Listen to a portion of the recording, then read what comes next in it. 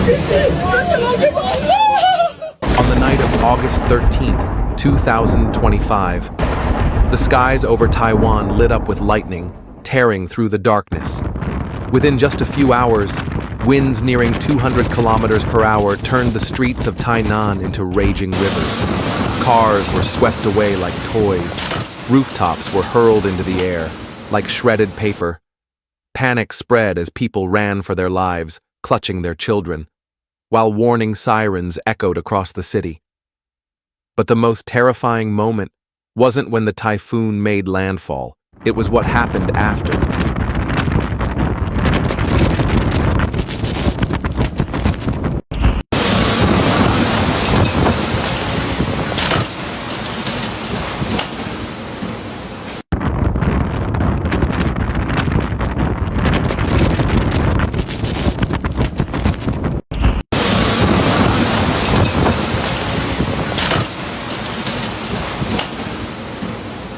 When the earth began to crumble, and an entire village vanished into the night. So what truly happened on that fateful night? And why did Typhoon Podul become a nightmare? Taiwan will never forget. If you want to uncover the full story, stay with us until the end of this video. And don't forget to subscribe to Natural Destruction, so you never miss the most gripping recreations of natural disasters.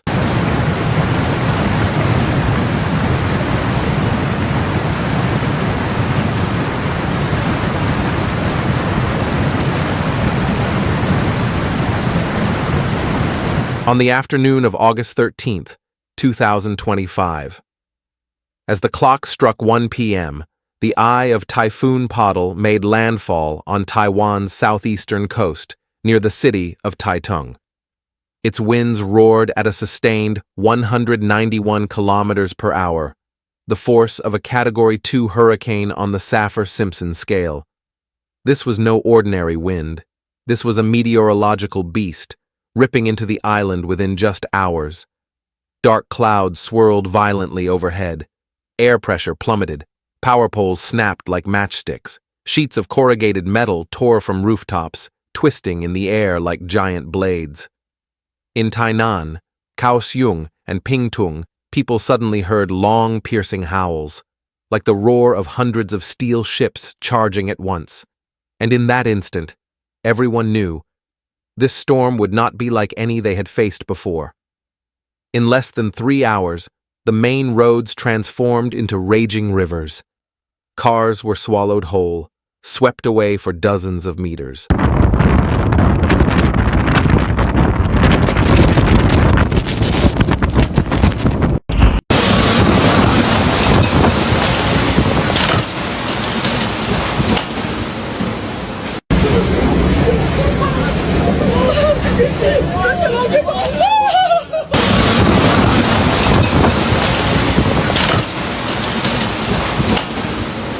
Some residents tried to use small boats to rescue their neighbors, only to be thrown over by the furious current themselves.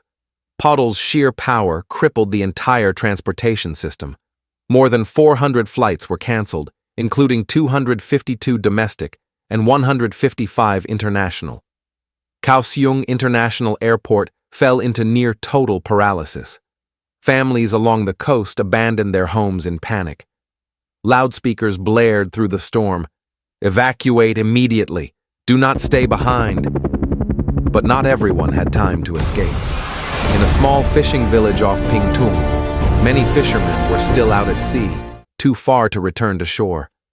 When Podul struck, waves towering over 8 meters swallowed their boats in an instant. One survivor recalled, "All I saw was a flash of lightning, and suddenly, everything around me became a sea of white foam. My boat spun like a bamboo leaf in a whirlpool. Meanwhile, in the city of Tainan, police and military forces were deployed in emergency. More than 5,500 people were evacuated in just one afternoon. Schools, sports arenas, even churches were turned into makeshift shelters. Every room was overcrowded, children trembling, the elderly clutching the few belongings they had managed to carry. But even inside those shelters, fear did not subside. The wind howled through every crack.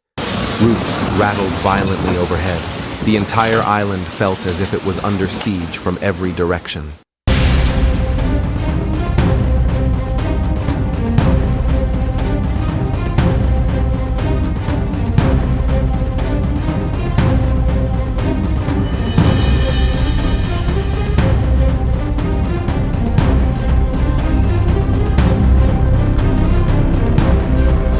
Just hours after Podul struck, cold numbers began to appear on emergency broadcasts. At least 33 people were injured, and one person was swept away by raging waters, still missing. But those numbers could never capture the full chaos that people were enduring. In Kaohsiung, the emergency ward was overflowing, stretchers constantly being pushed in.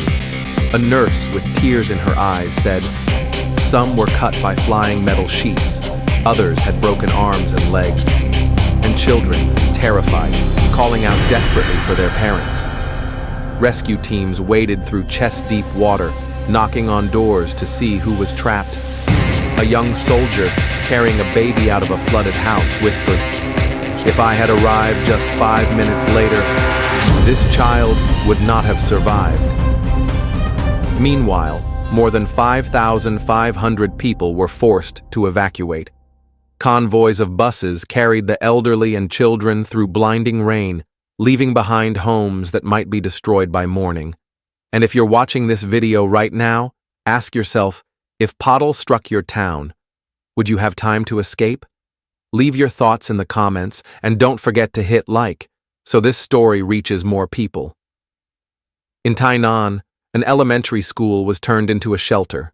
A classroom meant for 30 students now held over 100 people. The sound was unforgettable. Children crying, the wind howling through cracks, adults whispering desperate prayers, blending into the mournful soundtrack of the stormy night. That night, Taiwan faced a trial unlike anything it had ever known.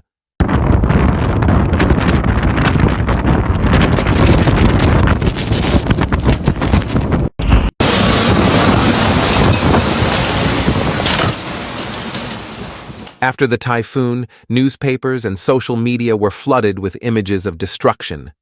But behind those pictures were real stories, haunting and unforgettable. In Tainan, a young father carried his son through raging waters, convinced they would not survive, until the beam of a rescue team's flashlight appeared. In Pingtung, an 84-year-old woman clung to her rooftop as floodwaters surged, watching her neighbor's house swept away, before soldiers found her the next morning. In Kaohsiung, a group of student volunteers braved the storm, pulling 3 children from a collapsing home. A photo of one young woman holding the children tightly in the rain became a symbol of courage. But not everyone was as fortunate. A nighttime landslide buried an entire family of 3 generations, leaving only one child alive, because that night he happened to sleep elsewhere. The tragedy brought the community to tears, a painful reminder of how fragile life is against nature. And yet, amid loss, there was light. A shop owner opened his warehouse to shelter strangers, while a truck driver risked his own life to evacuate families. These small acts became sparks of hope in the darkness. Podul did not just destroy homes and farmland, it etched into people's memory a lasting scar. The helplessness of facing nature's fury, and the warmth of a helping hand reaching out in time. Behind every statistic, there are lives, there is pain, and sometimes there are miracles. After Podul, Taiwan was no longer the same. Bustling streets lay buried in mud, rooftops reduced to skeletal frames. Those memories will haunt an entire generation. The frightening truth is not only the storm's strength, but that Podul is just one of many more storms to come. With a warming climate and rising seas, disasters will grow fiercer and less predictable.